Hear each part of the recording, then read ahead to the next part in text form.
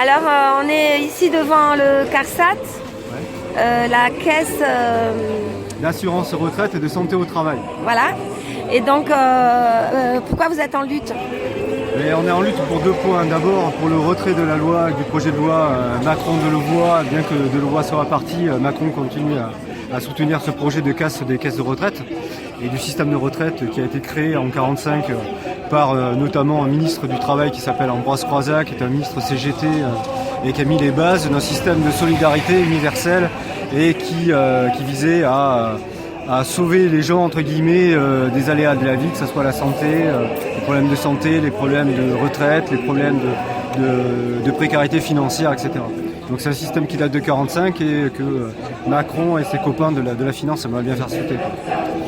Ouais.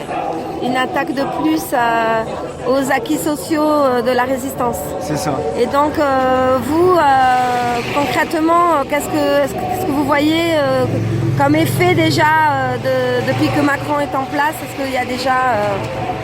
Je crois que les effets, on les voit de suite depuis la loi travail, quoi, hein, la remise en question du code du travail, des conventions collectives, hein, l'inversion de la hiérarchie de la norme et tout ça, ce qui a touché pas mal de salariés. Moi je suis assistant social, je suis des gens qui sont en arrêt de travail, avec une grande précarité. On voit qu'effectivement les conditions de travail ont beaucoup changé dans les entreprises actuellement. Et au niveau des caisses actuellement, on voit l'attaque de Macron vis-à-vis de ce qui est la cotisation sociale, hein, qui fait vivre les caisses de sécurité sociale. C'est en fait le fruit de notre travail, le fruit de la création de notre richesse.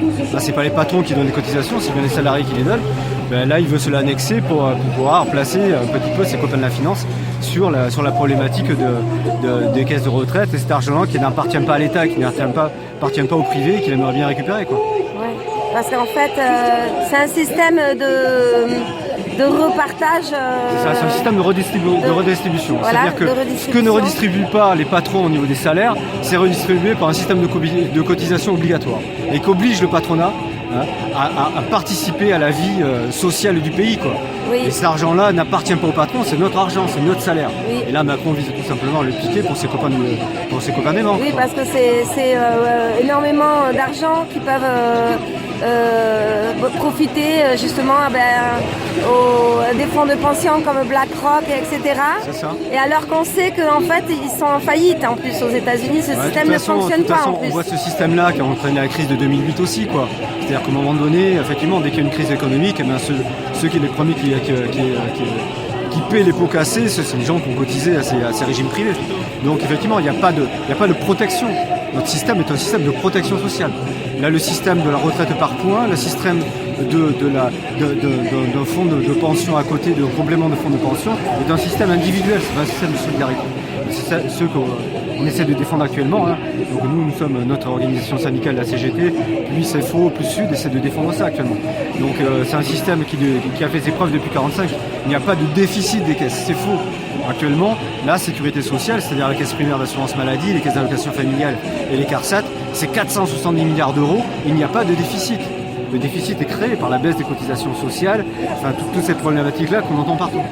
Et c'est les branches d'ailleurs, moi ce que j'ai entendu, c'est souvent justement le manque dans les cotisations des patronales, je crois, qui créent.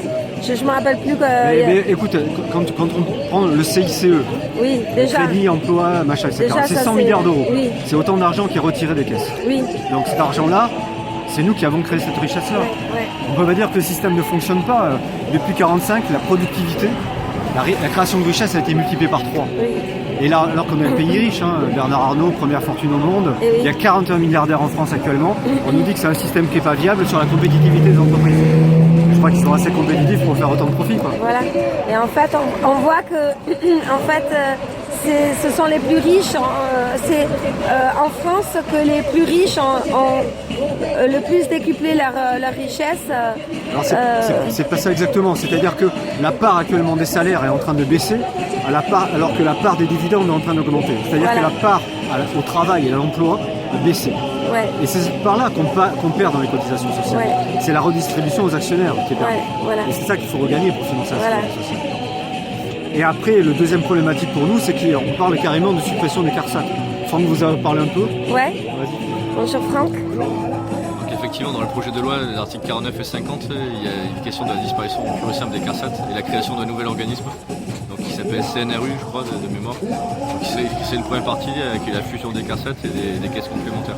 Donc là, on craint des pertes en termes de personnel et tout ce qui est les avantages pour les salariés en termes de salaire. Parce que les conventions collectives seraient remises à zéro. Voilà. Donc il y a la compression, on pense qu'il y aura des compressions de personnel. Et au niveau des locaux, il y a des fusions qui sont prévues au niveau des locaux. Donc on pourrait aller travailler dans des endroits qu'on n'a pas forcément envie d'aller. D'accord. Voilà. Donc ça c'est vraiment le côté personnel CARSAT.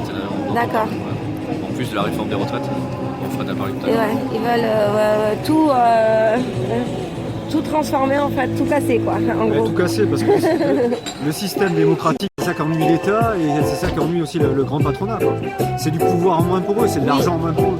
L'argent qui est pris dans les cotisations sociales et qui est redistribué tout de suite, c'est pas de l'argent spéculatif, c'est pas de l'argent qui gagne en bourse. Et c'est ça qui les rend fous. Voilà, ouais. Et ils aimeraient s'accaparer les 470 milliards. Comme disent les pinsons Charlot, c'est l'oligarchie prédatrice qui en veut encore et toujours plus quoi. Alors c'est le capitalisme, quoi, le système libéral. Oui.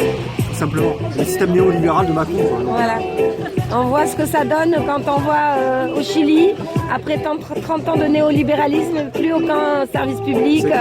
C'est ça. De toute façon, Macron il s'inspire clairement de la politique libérale de Thatcher et de Pinochet. Ouais. C'est clair, il y a plein d'articles qui le disent. D'accord. Et d'ailleurs, il y a un économiste qui dit que